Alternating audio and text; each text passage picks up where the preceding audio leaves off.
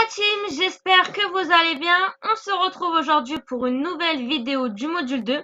Et dans cette vidéo, on va voir comment on construit une question. En fonction des différents temps qui existent en anglais, la construction de la question ne sera pas la même.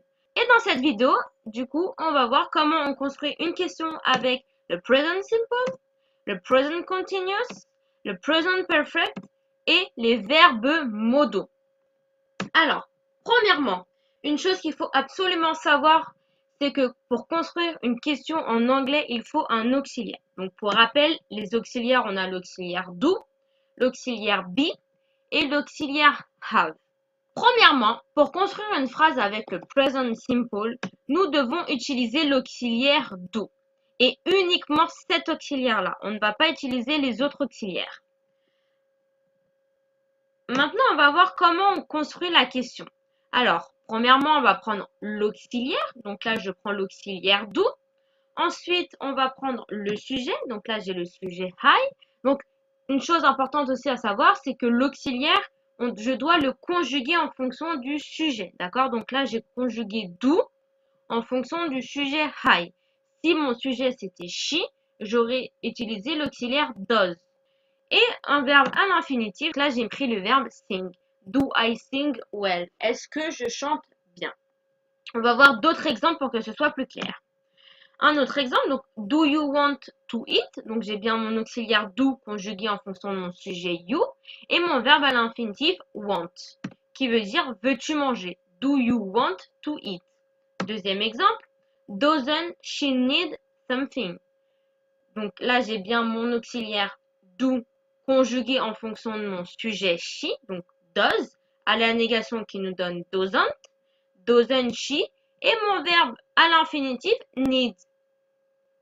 Doesn't she need something? N'a-t-elle pas besoin de quelque chose? Donc quand on veut construire une question avec le present simple, on doit utiliser l'auxiliaire do. Maintenant, pour construire une question avec le present continuous, on va utiliser l'auxiliaire be et uniquement l'auxiliaire be. Pour former ma question avec le present continuous, donc on va toujours avoir besoin d'un auxiliaire. Donc là, en l'occurrence, c'est l'auxiliaire be que je conjugue en fonction de mon sujet. Donc là, j'ai le sujet she, du coup, qui nous donne is she. J'ai bien conjugué l'auxiliaire be en fonction de mon sujet she. Et pour finir, un verbe avec ing. Donc, swimming. Donc, j'ai pris le verbe swim et j'ai rajouté ing qui nous donne swimming. Is she swimming? Est-elle en train de nager? Donc là, si vous voyez bien, on reconnaît la construction d'une phrase avec le present continuous. Et pour construire une question avec le present continuous, on a juste changé le verbe to be et on l'a mis en auxiliaire. Ce qui nous a donné is she swimming? Et quand on pose une question, on commence toujours sa question avec l'auxiliaire. Je vais vous donner d'autres exemples. Is she going to school later? Donc là, j'ai bien mon auxiliaire is avec mon sujet she et le verbe go plus ing qui nous donne going. Is she going to school later? Est-ce qu'elle va à l'école plus tard? Donc là, j'ai bien utilisé le present continuous parce qu'on parle dans un futur proche. Si vous vous rappelez bien dans la vidéo où je parlais du present continuous, je disais qu'on l'utilisait quand on parle au futur proche. Donc là, je parle au futur proche, j'utilise le present continuous. D'accord? Ensuite, aren't we reading the same book? Ne lisons-nous pas le même livre? Donc là, c'est pareil. Donc, j'ai mon verbe to be conjugué en fonction de mon sujet oui, à la négation qui nous donne aren't, donc aren't we, avec le verbe read et ing, aren't we reading the same book?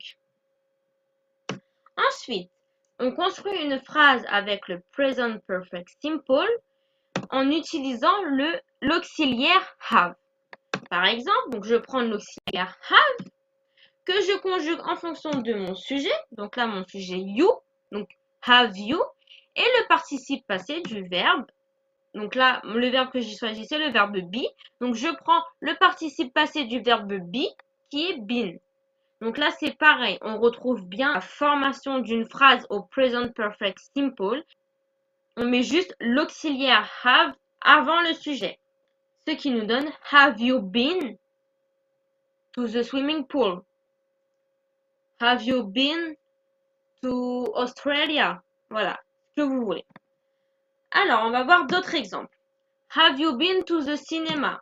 Pareil, es-tu allé au cinéma? Donc, j'ai bien mon auxiliaire have, conjugué en fonction de mon sujet you, et le participe passé du verbe be qui nous donne been. Have you been to the cinema? Es-tu allé au cinéma? Ensuite, hasn't she eaten the whole plate? Qui veut dire, n'a-t-elle pas mangé toute l'assiette? Donc là, c'est pareil. J'ai mon auxiliaire have que j'ai conjugué en fonction de mon sujet she et le participe passé du verbe eat, eaten. Hasn't she eaten the whole plate? Et pour finir, on va voir comment on construit une question avec les verbes modaux.